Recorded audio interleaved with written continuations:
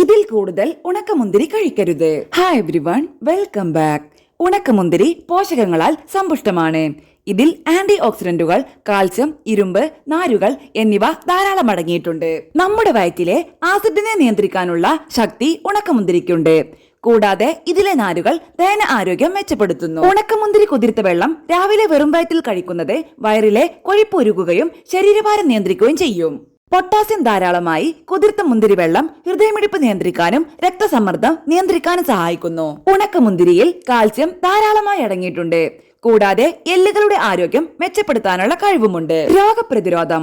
ഉണക്കമുന്തിരി വെള്ളം രോഗപ്രതിരോധ ശേഷി വർദ്ധിപ്പിക്കുകയും രോഗങ്ങളെ പ്രതിരോധിക്കാൻ ശരീരത്തിന് ശക്തി നൽകുകയും ചെയ്യുന്നു. അമിതമായാൽ എത്രയൊക്കെ പോഷക ഗുണങ്ങൾ ഉണ്ടെങ്കിലും അമിതമായാൽ ദോഷം ചെയ്യും. പഞ്ചസാരയും കലോറിയും കൂടുതൽ ഉള്ളതിനാൽ ഉണക്കമുന്തിരിയുടെ അളവും പ്രധാനമാണ്. കഴിക്കേണ്ടത്: ഒരു ദിവസം പരമാവധി 30 മുതൽ 60 ഗ്രാം വരെ ഉണക്കമുന്തിരി കഴിക്കുന്നത് കൊണ്ട് കുഴപ്പമില്ല. കൂടുതൽ കഴിക്കുന്നത് ചിലപ്പോൾ ഷുഗറും കലോറിയും കൂട്ടും.